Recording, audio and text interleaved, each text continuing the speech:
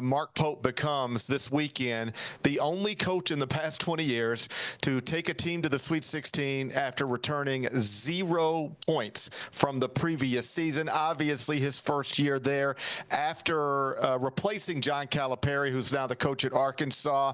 It really is something. I know when you lose a Hall of Fame coach, even if you wanted to lose him, you never know if you're going to get the next hire right. You've lived this life. His name was Billy Gillispie. But this is off to an incredible start. And, to see Mark, even while losing his second leading scorer along the way, get this team to this spot is pretty impressive stuff. You guys, not just you, but the entire fan base must be feeling great this morning. That's an understatement, because what was expected has been far exceeded in terms of what they've already accomplished in the wake of so many things. The way you set it up, that Calipari wasn't supposed to leave when he left. So now you're in alert trying to find someone. You find someone, you don't know what that's going to be. You have to completely redo your roster. So why would you have any semblance of expectations beyond just hoping you make the tournament based on the 3 previous years' success, right? And so here you are now. And if it hadn't been for all these injuries, I think Kentucky fans would be thinking the expectations would be greater. Maybe they're an Elite 8 team. Maybe they're a Final Four team. You can make that argument. But I think you can also make the argument, Gary, that Mark Pope could be the coach of the year in college basketball. I don't think he'll win it, but all things considered, I think he should be. I'll tell you this, at CBS Sports, we made a decision a long time ago. We don't even vote on that until after the Elite 8. We want to have as much information as possible before we put something, down for the record that says this guy was the best coach in college basketball in this particular year. Because if you vote after the regular season a few years ago, you don't land on Dusty May. But after Dusty May takes Florida Atlantic to the Final Four, that might be the place to land. My point being this, I think if we were voting today, everybody submitting ballots, it's probably not Mark Pope. It might be John Scheyer, frankly, given that he's starting 3 freshmen and he's got this team as the favorite to win the NCAA tournament right now. But let Mark Pope win another game, certainly 2, to inherit a big brand, sure, a great job, absolutely, but literally nothing from a roster perspective, and have it into the Final Four in year 1, yeah, that's when I would be ready to submit a ballot, I think, clearly for Mark Pope. And all due respect to Duke, you've got Cooper Flagg on your team.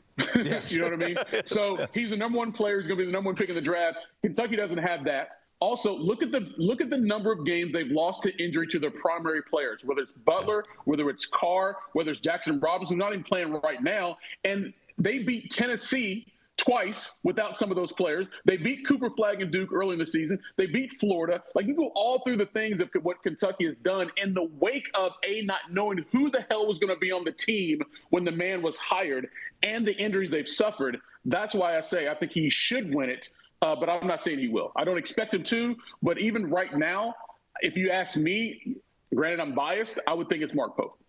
Does it matter at all to you or to the Kentucky fan base that in addition to being a brilliant basketball coach and an effective basketball coach, he also just seems like a good dude? He just seems like, does that matter to you? To me personally, yes, it does. And here's the thing. You look at how the way we accepted certain things from coaches in the past, we are starting to get away from that. There's no way Bobby Knight could be the coach of Indiana today, right? Even the way he went out. But even some of the things that Mick Cronin has said since he's been at UCLA about the players and how he talks to them, or even, Danny Hurley as recently as the other day with his loss, and just some of that behavior to me, it's like ick. As a kid would say, that's a total ick for me. Mark Pope is a really good dude. If he wasn't coaching your son, you like him to be teaching your son or your daughter. You would like him to be the youth minister at your church, or you would just like to have him be on your team at work because he's a good dude, you can trust him. That for me goes a long way. Now, he's paid to be a coach and to win games, but that other part, it also matters. Ideally, Gary, you want both. You want a good coach and a good person, and Kentucky has that right now. There's no question. I like the way you described it. I often put it this way. When people would ask me about Mike Conley once upon a time, I'd say you'd like him to be the point guard for your basketball team and your neighbor if he could be.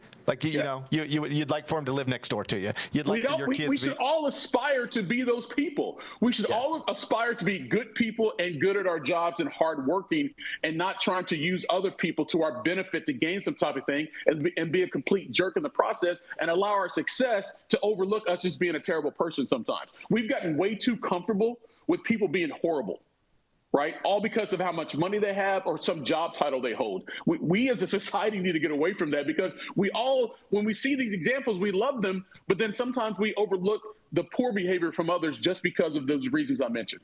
The Gary Parrish Show, live weekdays at 10 a.m.